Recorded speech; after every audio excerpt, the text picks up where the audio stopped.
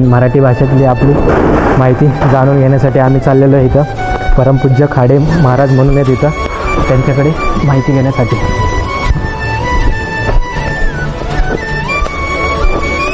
चला, तर आम्हाला थोडीशी मंदिराबद्दलची थोडी माहिती पाहिजे होती. कधी स्थापना झाली, कधी आपलं ते कशा पद्धतीने स्थापना झाली, कशा पद्धतीने ते सेवा केली जाते, कशा पद्धतीने इथं नशामुक्ती केली जाते, त्या थोडी संदर्भात माहिती पाहिजे होती.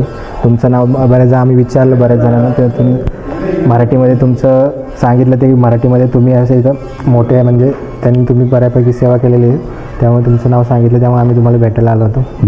नमस्कार. पहिले त्या गोष्ट नमस्कार. तुमचं? माझं नाव गौतम खाडे, म्हणजे तात्या म्हणतात मला इथं. ही जे आता तुम्ही फिरून आला का सगळे बघितलं, मूर्त्या वगैरे सगळ्या पाहिल्या का तुम्ही? परिसर सगळा फिरून बघितला, रामायण वगैरे त्यांची सगळ्या मूर्त्या आपली इथं आहेत. तर ह्या कार्याची घडणजडण हे इथले मुख्य महाराज सर्जे मामा, की ज्यांचा हा फोटो आहे, ते पूर्वी 62मध्ये फॉरेस्टमध्ये सर्व्हिस करत होते, वनपाल म्हणून. तर 6 मार्च 1962 रोजी त्यांची गस्त या डोंगरावर आली. त्यावेळेला आता जे तुम्ही पाहिलं यापैकी काही इथं नव्हतं. जंगल होतं, काय कशाची सोय नव्हती, पाण्याची सोय नव्हती, आणि ते उन्हाळ्याचे दिवस होते. थोडक्यात तुम्हाला सांगतो. तर इथं ते आले आणि उन्हामुळे त्यांना त्रास व्हायला लागला. त्यामुळं आता जी शंकर पार्वतीची मूर्ती पाहिली तुम्ही इथे एक झाड होतं. तर त्या झाडाखाली त्यांना वाटलं की आपण थोडीशी विश्रांती घ्यावी. संघ काय थोडंफार खाण्याचं होतं ते खाल्लं आणि थोडीशी विश्रांती घेतली. तर विश्रांती घेत असताना त्यांना अचानक आवाज आला की मला तहान लागली, मला आंघोळ घाल, मला तहान लागली, मला आंघोळ घाल. पटकन ते उठले आणि त्यांना वाटलं की मलाच असा भास होतो की काय. आजूबाजूला कोणी नव्हतं, बघितलं त्याने नेहमीप्रमाणे, एकटेच होते ते, लक्ष दिलं कोणी नव्हतं तिथं. मग त्यांचा समज असा झाला की स्वतः मलाच तहान लागलेले आहे, त्यामुळे मला असा भास झाला असेल की मला पाणी हवं आहे. पुन्हा झोपले ते. पुन्हा थोडीशी त्यांना झोप लागली, म्हणजे आपल्या भाषेत त्यांना डुलका लागला. पुन्हा त्यांना आवाज आला, बरीच वर्ष झाली मला स्नान नाही, मला पाणी पाज, मला आंघोळ घाल, ताण लागलेले आहे मला. अशा गोष्टी म्हणजे त्यांना ऐकायला आल्या. मग पुन्हा ते जागे झाले आणि पटकन त्यांच्या लक्षात आलं की आवाज हा माझा नाही आहे, हा आवाज दुसरा कोणाचा तरी आहे, तिथं काहीतरी असायला हवं, असं त्यांच्या डोक्यात आलं. आणि पुन्हा काय केलं, असं तर ते थोडंसं असं पुढं चालत आले. पुढं चालत आल्यानंतर अगदी 10-15 पावलावर त्यांना नंदीची 2 कोरीव शिंगे दिसली, की जो आपण आता नंदी पाहिला तो अशी वरती आलेली होती जमिनीतून. त्याने ते बघितलं आणि त्यांना वाटलं की नक्की काहीतरी इथं मूर्तीच्या रूपानं असावं. थोड्याशा झाडाच्या फांद्या तोडल्या, त्याचे असे फाटे तयार केले आणि उकरायला सुरुवात केली. उकरलं पूर्ण तर तो नंदी सापडला. आता जो तो आपण बघतो तो. आता नंदी ज्या अर्थी इथं आहे त्या अर्थी इथं पिंडसुद्धा असायला हवी. 100% नुसता नंदी कुठं नसतोच, असायलाच पाहिजे. नंदी पिंडी एक समीकरण आहे. एकटा नंदी हा 100% कुठेही नसतो. आणखी थोडंसं पुढं चालत गेले 15-20 पावलं, तर त्यांना अशी पिंडीची पिंड आहे ना आपली, अशी थोडीशी वरती आलेली दिसली. मग त्यांनी पुन्हा तिथं उकरून बघितलं, तर आता आपण ज्याचं दर्शन घेतलं की ज्याला आपण निळकंठेश्वर म्हणतो, ती पिंड तिथं होती. त्यावेळेला त्याला काय नाव नव्हतं ते. तर त्यांनी ते बघितलं, त्यांना ती पिंड सापडली. पिंड सापडल्यानंतर आता कसं होतं, झाडं लहानशी होती, त्यामुळं त्यांना काय असं जसं म्हणावं त्याप्रमाणे त्यांना सावली वगैरे नव्हती. तर ते इकडून तिकडून त्यांनी त्यावेळी टणटणीची झाडं जोरात आलेली होती, की ज्यांना मराठीत आपण का तो शब्द मला आठवे ना, तर ती झाडं इथं मोठं आलेली होती. त्याच्या फांद्या वगैरे तोडल्या आणि त्याच्यावरती त्यांनी झाकलं ते. आता त्यांना आंघोळ घालावी, त्यांनी स्वतः सांगितलं की मला आंघोळ नाही, मला पाणी पाज, मला ताण लागलेलं आहे. तर पाणी शोधायला सुरुवात केली. तर इथं पाण्याची काही म्हणजे सोय नव्हती. आता जिथून तुम्ही पायथ्यापासून खाली वरती चालत आला, तिथं खालच्या बाजूला तुम्ही वस्ती पाहिली असेल तिथं, बरोबर. तर तिथं लोक राहत होती. पटकन ते इथून असं गेले चालत, त्यावेळेला ही रस्ता वगैरे काय नव्हता, अंतर खूप आहे. ते पाय वाटेने चालत गेले तिथं बघितलं तर त्या घरानं सगळं कुलूप होतं, कारण ती लोक मोलमजुरी करणारी माणसं, दिवसभर जाऊन शेतात काम करायचं, रात्री घरी यायचं, स्वयंपाक पाणी करायचं आणि झोपी जायचं, जेवायचं, ही त्यांची दैनंदिनी होती. त्यामुळं 100% त्या घरांना कुलप होती. तर मामाने एका कुलपाला असा हात लावल्याबरोबर ते कुलूप पटकन निघालं, कडी काढली, आत गेले, भांडं घेतलं, पाणी घेतलं आणि वरती भरभर असे चालत आले. नंतर पिंडीला आंघोळ घातली, नंदी धुतला, नंदीला आंघोळ घातली आणि पुन्हा त्यांना असं झाकलं आणि झाकल्यानंतर तिथंच त्यांना समाधी लागली आणि तिथं त्यांना निर्भीड समाधी प्राप्त झाली. तर हा विषय वेगळा, अध्यात्माचा विषय. निर्भीड समाधी प्राप्त झाली. निर्भीड समाधी प्राप्त झाल्यानंतर त्या तंद्रीतच ते उठले, थोडा वेळ थांबले आणि घरी निघून गेले. आता ते राहायला होते डोंजे गावात, तर तुम्ही पाहिलं असेल, येताना लागलं असेल डोंजे. तिथं त्यांची फॅमिली, साईडहून येताना त्यांना 2 मुलं 2 मुली, फॅमिली, असं त्यांचा संसार होता. आणि ते भाड्याच्या घरात राहत होते, कारण त्यांची नोकरी करता बदली इथं झालेली होती आणि हा परिसर त्यांच्या अंडरमध्ये होता. तर मग नोकरीवर जायचं, संसार सांभाळायचा, पुन्हा देव सांभाळायचा, त्यांना वेळ मिळत नसे. काय व्हायचं की प्रत्येक शनिवारी शक्यतो संध्याकाळी मुक्कामला ते यायचे. रविवारी शनिवारी रात्रभर थांबायचं, रविवारी दिवसभर थांबायचं आणि संध्याकाळी निघून जायचे. येताना भाकरी बांधून आणायची, बरोबर पाणी आणायचं, बाकी काही सोय नव्हती इथं. देवाची सेवा करायची, निघून जायचं. त्यावेळेस म्हणजे असं दुसरं काहीच नव्हतं, काय साधनच नाही इथं, दुसरं कुठलंही साधन नव्हतं, खाण्यापिण्याची काय व्यवस्था नव्हती, काय नाही. असे बरेच दिवस गेले. बरेच दिवस गेल्यानंतर त्यांना असं वाटलं की हा देव म्हणजे इथं काहीतरी आहे, नक्कीच हे जागृत स्थान आहे आणि यांना आपण असं उन्हात ठेवणं किंवा असं जंगलात मोकळं ठेवणं बरोबर नाही. त्याकरता गाभाऱ्याची काहीतरी व्यवस्था केली पाहिजे. आता लोकांना माहीत नव्हतं. मग काय झालं तुम्हाला सांगतो, त्यांच्या नादानं थोडेफार लोक आसपासच्या वस्तीवरची यायला लागले, इथं थांबायचे, थोडंसं कोणी भजन करायचं, असं जमेल तसं, कोणी एकतारी करायचं, कोणी काय म्हणायचं, सोयीप्रमाणे ज्याच्या ते करायचं. पण कार्यक्रम कुठलाही त्यावेळी चालू नव्हता.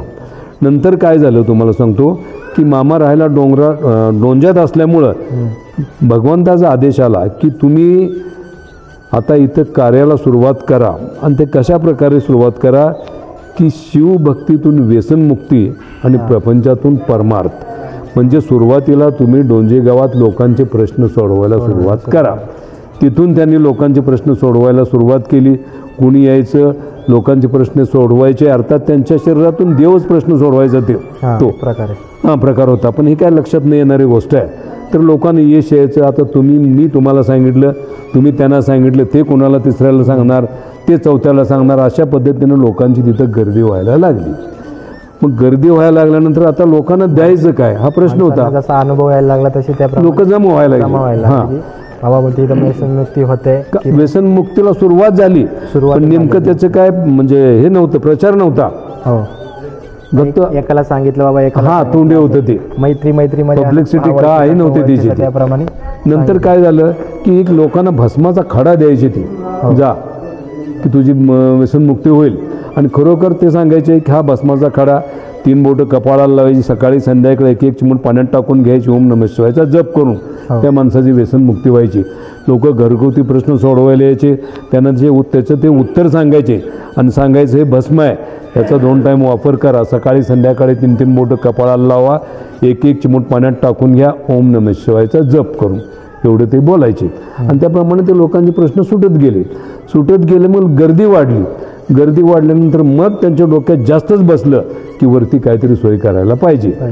मग तेवढा वेळ काढायचे. त्यांचे काय भक्त होते, सहकारी होते, ते सगळ्यांनी घेऊन इथे यायचे. मग लोकांनी अशी वर्गणी काढली, पैशाची अडचण होती, त्यांनी प्रॉव्हिडंट फंड काढला आणि आता जो आपण गाभारा बघितला तिथं तो गाभारा बांधायला सुरुवात केली. तो वर्गणी स्वतःवर कर्ज करून घेतलं, फंडातले पैसे काढले आणि हळूहळू गाभाऱ्याचं काम व्हायला सुरुवात झाली. काही काळानंतर ते गाभाऱ्याचं काम पूर्ण झालं आणि मग भगवंतानं त्यांना पूर्ण आदेश दिला की तुम्ही आणखी एकदा सांगितलं, प्रपंचातून परमार्थ आणि शिवभक्तीचं कार्य हे जोमानं चालू करा, मी तुमच्या पाठीशी आहे. सुरुवात झाली. इथं अगोदर कसं होतं, काही सोय नव्हती, त्यांच्याबरोबर त्यांचे लोक यायचे. डोंगरावर झाडं वगैरे होती, वन्य प्राणी असायची, तर भीती असायची. इथे यायचे ते 10-15 लोक त्यांच्या संघ असायचे, प्रत्येक शनिवारी यायचे ते अंतराय पांघराय काय नव्हतं. भाड्यानं कणात तंबू काहीतरी आणायचे आणि त्यात लोक झोपायची. ते पाण्याची सोय नाही. सकाळी उठायचं, नदीवरती आंघोळीला जायचं किंवा खालच्या वस्तीवर आंघोळीला जायचं आणि येताना पाणी भरून घेऊन यायचं. हा इथं वरती काही पाण्याची सोय काही सोय नव्हती. आता आम्ही येताना जे कुंड बघितले ते आता निर्मित केलेले आहेत. मामाने नंतर निर्मित केलेले आहेत. ती सुरुवातीला काहीच नव्हतं इथं. पाणी लागलं म्हणजे त्यांना पाणी लागलं. मग नंतर त्यांनी काय केलं की हळूहळू कार्याला सुरुवात केली. आता मोठा प्रश्न पडला की आता इथं राहायचं म्हणजे पहिल्यांदा पाणी सोय पाहिजे. लोकांना पाण्याची गरज आहे. आता तुम्ही हा जर परिसर फिरून बघितला तर इथं साधारण 9 विहिरीपेक्षा जास्त विहिरी आहेत आणि जवळजवळ प्रत्येक विहिरीला जिवंत असं पाणी आहे इथं. मग तेवढा खर्च त्यांनी लोकांच्या वर्गणीतून देणगीतून तयार केला. स्वतःच्या कर्जातून विहिरींना सुरुवात केली. आता गाभारा बांधला. लोकांची राहण्या खाण्याची व्यवस्था काहीतरी पाहिजे. मग छोटासा मंडप टाकला पुढं.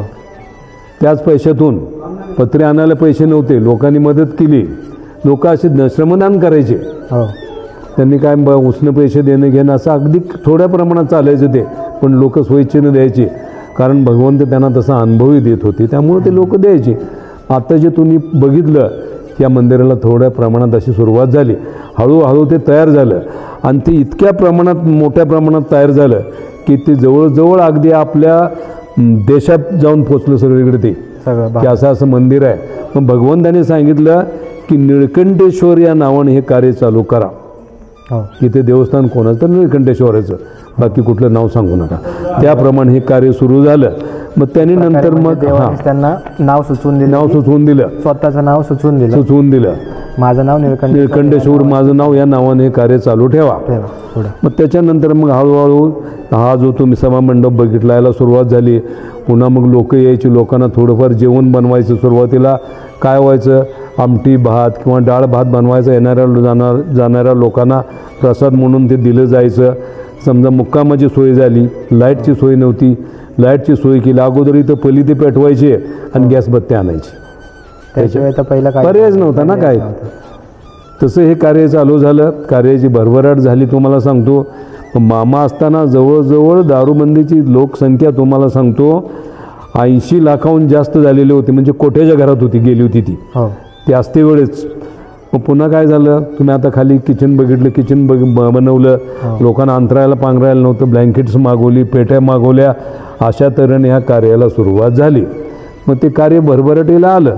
मग नंतर त्यांचं आता काय प्रत्येक कार्याचा काय कालावधी असतो. त्या पिरियडमध्ये त्यांनी गोशाळा काढल्या. तर तुम्ही पाहिले असेल तिथं का नाही पाहिले? अजून नाही पाहिले. आता जाताना बघणार. गोशाळा आहेत. त्यावेळेला काहीतरी 25-30 गायी होत्या. त्या गायींचं खाणं पिणं, त्याच्यावर म्हणजे त्यांना देखभाल करणारे 2 मजूर ठेवले तिथं. त्यांचा पगार. इथं लोकांना राहण्याची व्यवस्था केली. मग राहणाऱ्या लोकांनी इथं 2 टाईम जेवण, सकाळी नाश्ता सगळं फ्री.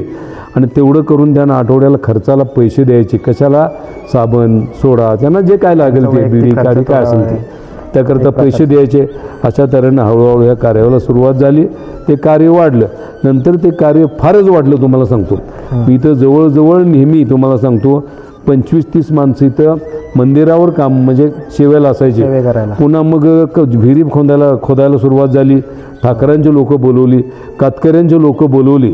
तर त्यावेळेला एव्हरी डे 70 ते 80 लोक कामाला असायची.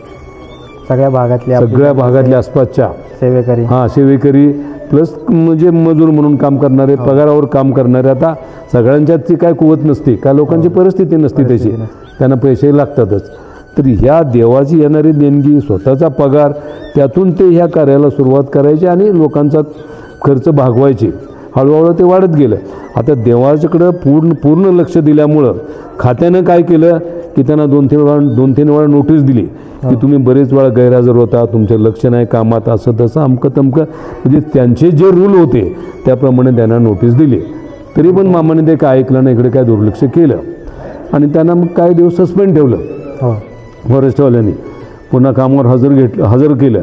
पुन्हा काय डोक्यात आलं की त्यांनी स्वतःचा राजीनामा दिला. म्हणजे मला नको आहे, तर मला एकच बघायचं आहे. मग डोंजात भाड्याच्या घरात राहायला होते. ती इमारत थोडीशी वाढवली. ती भाड्याच होतं तुम्हाला सांगतो. मग येणारे जाणारे लोक सगळ्यांना डोंगरावर येणं शक्य नव्हतं. थोडं लांब चालत येणं. त्यावर नदी होती, मध्ये यायची सोय नव्हती. होडीतून यायचं आणि तिथून पायी चालत डोंगरावरती यायचं.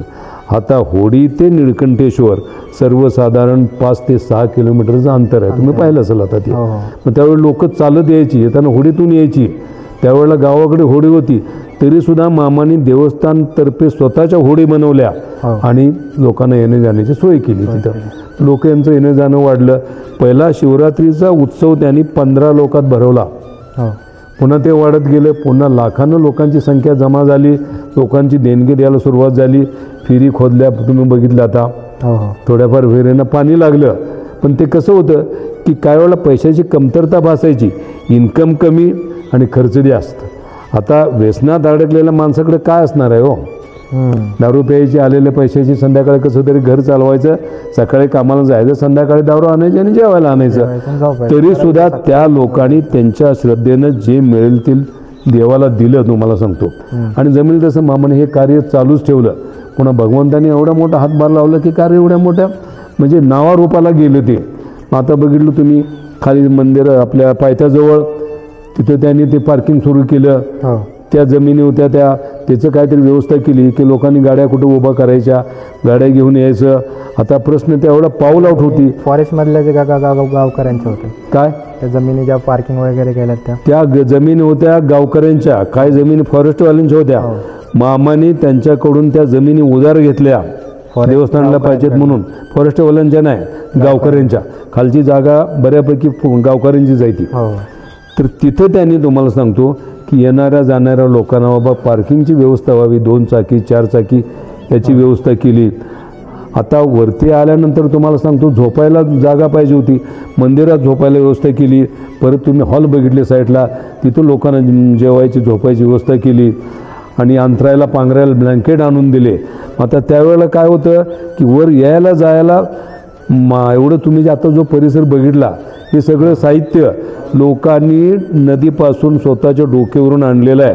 पुन्हा त्यांनी गाडवर राखणारी काही लोक होती सांभाळणारी, ते 2-4 लोक इथे ठेवले. त्यांच्याकडे प्रत्येकाकडे 25-30 गाढवं असायची आणि त्या गाढवावरून हे साहित्य नदीपासून इथपर्यंत आणलं गेलं. अशा तऱ्हेनं आता जे तुम्ही सगळं बघितलं ते साहित्य लोकांच्या खांद्यावरून आणि गाढवावरून आणलं गेलं. आता काय असतं तिथं, पुन्हा भगवंताचा आदेश आला की तुम्ही लोकांचे घरगुती प्रश्न सोडवा. काय लोकांना संतती हवे असते त्यांच्या ओट्या भरा, त्यांना यश मिळेल, तुमच्या हाताने यश देईन मी त्यांना. तिथे संतती नव्हते, ते लोकांना संतती झाली. काय लोकांचे घरगुती प्रश्न होते, कोणाला नोकऱ्या नव्हत्या, काय ज्या अडचणी असतील त्या भगवंताने त्यांच्या थ्रू सगळ्या सोडवल्या, व्यसनमुक्त केली आणि त्या कार्याला अशा तऱ्हेनं सुरुवात झाली. तर तुम्हाला सांगतो त्याच्यानंतर आता प्रत्येक काळाला मर्यादा, प्रत्येक गोष्टीला काळाची मर्यादा असते. त्याप्रमाणे त्यांच्याही कार्याचा कालावधी संपत आला आणि 2012च्या दरम्यान त्यांनी देह ठेवला. तोही थोड्या अल्पशा आजाराने, त्याला काहीतरी कारणच हवं असतं, देह ठेवला. आता त्यांच्या पश्चात 2 मुली 2 मुलं, हा मोठा परिवार. मग तुम्हाला सांगतो ज्या वेळेला ते असताना त्या लोकांचं इतकं हाल झालं की त्यावेळेला त्यांच्या मुलींच्या डोक्याला तेल सुद्धा मिळालं नाही. ते गेल्यानंतर म्हणजे ते असतानाच इतके इन्व्हॉल्व झाले. पैशाची कमतरताच होती ना त्यावेळेला, ते घरचं लक्ष देणं सोडूनच दिलं सगळं, फक्त देवधर्म. मग त्याच कार्यात त्याच दरम्यान आता मुली मोठ्या झाल्या, मुलींची लग्न करून दिली. जमेल त्या पद्धतीनं 2 मुली 2 घरात दिल्या, 2 मुलं राहिली. एक मोठा मुलगा शिवदास सरजे आणि लहान मुलगा संतोष सरजे. तर नंतर काय केलं, संतोषच्याही अल्पशा आजारानं तब्येत बिघडली, त्याचंही निधन झालं. मामा गेल्यानंतर लगेच तोही गेला. आता राहिले शिवदास. नंतर या कार्याचा सगळा भार त्यांच्या खांद्यावरती पडला, शिवदास सर्जनच्या एकट्याच्या. तर त्यांच्या पश्चात जी काय जुने नवे लोक होती त्यांनी त्यांना सहकार्य केलं, त्यांनी त्यांना चांगलं सांभाळलं, गोळा केले आणि पुन्हा कार्य ते फार मोठ्या प्रमाणात उजेडात आलं. आता तुम्ही बघितलं जोमात आलं ते. मग त्यांनी काय केलं, ज्या काही इमारती होत म्हणजे ते काही मंडप होता, काय भिंती होत्या, त्याचं रिनोव्हेशन केलं, ती मोठं केलं. लोकसंख्या वाढली तुम्हाला सांगतो. पुन्हा विहिरी खोदल्या, पुन्हा विहिरींचं काम केलं. साईडला कटाडे नव्हते, कटाडे बांधले. वॉशरूम नव्हतं, काय सोय नव्हती त्यावेळेला, वॉशरूमची सोय केली, पाण्याची सोय केली, अन्नदानाची सोय केली. म्हणजे जमेल त्याप्रमाणे त्यांनी त्यात भर टाकायला सुरुवात केली आणि फार मोठ्या प्रमाणात त्यांनी ती भर टाकली. आणि त्या पिरियडमध्ये किंवा आत्ता सध्यासुद्धा त्यांच्या मिसेस सौ विद्या सरजे यांनी त्यांना हातभार लावला. मामांची पत्नी शालन सरजे यांनी त्यांना साथ दिली. मिस्टर गेले म्हणून त्या काय खचल्या नाहीत, मुलाला साथ दिली. ते संतोषची मंडळी रेणुका सरजे यांनी या कार्याला साथ दिली. अशा तऱ्हेने हे कार्य पुढं पुढं पुढं वाढत गेलं. तर जवळजवळ आत्तापर्यंत तुम्हाला सांगतो कोट्यावधी लोकांची दारूबंदी झाली इथं. मामा असताना 1 कोटी लोकसंख्या होती दारूबंदीची, आता सर्वसाधारण 3 कोटीच्या आसपास आलेले आहे. आणि संततीची लोकसंख्या जवळजवळ 25,000वर गेलेली आहे. ती लोकांची कामं झाली, मोठमोठ्या देणगी यायला लागल्या, गोशाळा उभा केली, त्याचं रिनोव्हेशन केलं. सर्वसाधारण 50 गाय आहेत तिथं, त्यांना सांभाळणारे 2 मेंबर आहेत. आता तुम्ही बघितलं की वयस्कर लोकांना यायची काय वर सोय नव्हती, ट्रॅक्टर खरेदी केली ते कर्ज घेऊन बँकेमार्फत. त्याच्यातून लोकांना माणसांना सोडायला आणायला देवस्थानानं सोय केली. आता कसं होतं, आता शेवटी वाहन आपलं आहे, त्याच्यावर बँकेचं कर्ज आहे, त्याला डिझेल लागतं, पेट्रोल लागतं, तर त्याची सोय व्हावी म्हणून प्रत्येकी थोडंफार असं काहीतरी त्यांनी चार्जेस लावले. आता ते लावणं भागच आहे, त्याशिवाय ते चालू कवर होतच नव्हतं. त्याच्यावर 2 ड्रायव्हर ठेवले, त्यांचा पगार, म्हणजे बरेच अशी मंडळी वाढत गेली, संस्था अशी मोठी होत गेली, कामगार वाढली. तुम्हाला सांगतो अशा पद्धतीने हे कार्य सुरू झालं. म्हणजे जे त्यांनी 10 केलं त्याचं त्यांनी ते 100 करायचा जवळजवळ प्रयत्न केलेला आहे. आतापर्यंत मी बघितलं की आपले इथं बऱ्याच भाषेतले लोक म्हणजे कर्नाटक, हो अगदी तुम्हाला सांगतो वगैरे त्या सगळ्या ज्या प्रांतात लोक इथं आलेले आहेत, हे कार्य माहिती नसेल किंवा ज्या तालुक्यात, जिल्ह्यात किंवा राष्ट्रात अगदी बोटावर मोजणे एवढे असतील, ते जवळजवळ आपल्या देशभर हे कार्य प्रसिद्ध झालेलं आहे. आता तुम्ही बघता, पूर्वी काय एवढी प्रचुर माध्यमं नव्हती. आता आपण यूट्यूबला बघतो, फेसबुकला बघतो किंवा इन्स्टाला बघतो, आपण कुठेही बघू शकतो आणि त्याच्यावर ते टाकली जातातच. ते उद्देश एकच असतो की लोकांना माहिती व्हावी, लोकांनी इथे यावून लोकांचं कल्याण व्हावं. नशामुक्ती केंद्र ह्याच्यासाठी आपलं काय तिथे चार्जेस वगैरे काही नाही? आता बरोबर, छान प्रश्न विचारला तुम्ही. व्यसनमुक्तीचे चार्जेस आहेत. कारण माणसांना कसा प्रश्न पडतो, आता व्यसनमुक्ती करायचा, आता तो घरातले घेऊन येतात ज्याला व्यसनमुक्ती करायची, स्वतःहून कधी माणूस येत नाही व्यसनमुक्ती करायला. बरोबर, घरातले घेऊन येतात, कारण त्यांना काही माहीत नसतं की आता चार्जेस किती तिथं. आता इथं कसं असतं, आम्ही ज्या वेळेला माणूस व्यसनमुक्तीला इथं येतो, इथं सांगितलं जायचं की तुम्ही आमचे काय नियम आहेत, ते जर नियम तुम्ही पाळलेत तर 100% ते सक्सेस होतं. नाही पाळले तर 100% त्याचा त्रास होतो. अगदी थोडके नियम आहेत तुम्हाला सांगतो. म्हणून आम्ही विचारतो त्यांना की तुमची इच्छा आहे का दारूबंदी करायची. विचारण्याचा मुख्य उद्देश असा आहे की नियम पाळायची तुमची इच्छा आहे का, हे थोडक्यात विचारलं जातं. तर ते काय इच्छा आहे म्हणजे तो स्वतःहून हे करतो. हां, तुम्ही जर नियम पाळले, कसं असतं याचा एक पोटभाग असा आहे, तुम्ही जर स्वतःच्या इच्छेनं तुमचे दारू बंद होत असेल तर तुम्हाला इथे याची काही गरजच नाही. बरोबर आहे. तरी मग ते संक्षिप्तमध्ये सांगितलं जातं की तुमची इच्छा आहे का, म्हणजे तुम्हाला सांगितलेले नियम मान्य आहेत का, आणि त्या पद्धतीने हे नियम सांगितले जातात. आता मामाने ज्यावेळी व्यसनमुक्तीला सुरुवात केली त्यावेळेला फोटो पण नव्हते, आणि त्यावेळेला व्यसनमुक्ती फक्त 21 रुपयावर होत होती. त्यावेळी ब्लॅक व्हाईट फोटो काही दिवसांनी तयार केले, ते लोकांना दिले, पण पैशाची कमतरता असल्यामुळे बाकीचं काय करता आलं नाही. आणि त्यावेळी टेक्निकली प्रॉब्लेम होता आणि पैसेही नव्हते. पण पुढं हळूहळू एवढ्या मोठ्या प्रमाणात बाहेर आलं की आपण आता कलरमध्ये फोटो देतो, आपण माहिती पुस्तक देतो, त्यांना पॉकेटं देतो, प्रभाव देतो, पुड्या देतो, भस्म देतो. बरोबर. आणि तुम्हाला सांगतो एक्स्ट्रा भस्म पाहिजे असेल तर ते देतो. मग आता हे सगळं आणायला पैसे लागतात. मग ते जे आपण 800 रुपये घेतो, हे 800 रुपये ह्या कामाकरता वापरले जातात. ते काय कुणाच्या घरी नेले जात नाहीत. चार्जेस आहेत 800 रुपये फक्त. त्याच्या कंडिशनला 800 रुपये पण एक छोटीशी रक्कम आहे. काही माणसं मेडिकल आणि ह्याच्यामध्ये दवाखान्यामध्ये लाख रुपये घालवतात गोळ्या घेण्यासाठी. बरोबर आहे का नाही. त्या मानाने पण हे 800 रुपये व्यसनमुक्ती करण्यासाठी एक प्रकारे सामान्य माणसासाठी एकदम अगदी मिनिमम आहे. तुम्हाला सांगतो ते. आणि काय होतं मग, इथं राहणारी माणसं, त्यांचे पगार, आता देवस्थानला काय बाहेरचं काय उत्पन्न नाही. आणि महत्वाची दुसरी गोष्ट की देवस्थानला स्वतःची अशी जमीन नाही, त्यात काय पिकत नाही. आता तुम्ही बघितलं ते पार्किंग फॉरेस्टमध्येच एरिया येतो ना, फॉरेस्टमध्येच एरिया येतो. अगदी निम्म्यापेक्षा जास्त एरिया फॉरेस्टमध्ये येतो. तुम्हाला आपण काय करू शकत नाही. मग हे सगळं जर आणायचं असेल तर पैसे पाहिजेत. लोकांची सोय करायची म्हटलं तर पैसे पाहिजेत. मग मिळणारी देणगी आणि व्यसनमुक्तीतून येणारे पैसे, हे सगळे पैसे या कार्याला वापरले जातात. थोडंफार म्हणजे डेव्हलपमेंट आता थोडं हां डागडुजी करण्यासाठी डागडुगी करण्यासाठी पैसे वापरले जातात. परवा वादळ झालं, सगळं उडून गेलं, शेड उडाले, पत्रे उडाले, त्यावेळेला बी मोठं नुकसान झालं. म्हणजे मध्ये असे काहीतरी आपत्ती आली नैसर्गिक, तर ते सगळं या पैशातून भरलं जातं. समजा तुमची इच्छा असेल तर तुम्ही मनानं काय देणगी देता, काय प्रमाणात मोठी देणगी येते, पण तेवढ्यातच हे असं भागतं असं नाही आहे. ते या पैशातून ते भागवलं जातं. इथं आतापर्यंत किती माणसाचा 100-1च्या वरती जास्त माणसं काम करत असतील बऱ्यापैकी. हा बऱ्यापैकी माणसं तेवढे काम करतात. हो वगैरे ते तर काय आणि 100-1 माणसं त्यांचा संसार त्याच्यावर आहे. त्यांची फॅमिली वेगळी, काम करणारी माणसं वेगळी, त्यांची मुलं. आता त्यांचे म्हणजे शिक्षक आहेत, त्यांच्या शिवदास सर्जनच्या मंडळी ते असतात पानशेतला असतात. त्यांनी त्यांच्या म्हणण्याप्रमाणे त्यांच्या कृतीप्रमाणे जे काय मुलांना शिकण्याची कुवत नसेल ते त्यांनी स्वखर्चानं तिथं हॉस्टेलला घातले, त्यांचं शिक्षणाला सुरुवात केली, त्यांचा खर्च त्यांनी भागवला आणि आत्तापर्यंत सुद्धा ते कार्य चालूच आहे. म्हणजे जमेल त्याप्रमाणे जनसेवा त्यांनी केलेली आहे आणि करतायत. आणि या कार्याला भरभराट आलेले आहे. हे कार्य लोकांच्या देणगीतूनच तयार होतं. स्वतःचं असं आपल्या मंदिराला किंवा मठाला कसलंही उत्पन्न नाही आहे. तुम्ही देता त्याच्यावर लोकांचा खर्च भागवणे आणि मंदिराचा खर्च भागवणे मेन उद्देश हा आहे, बाकी काय नाही.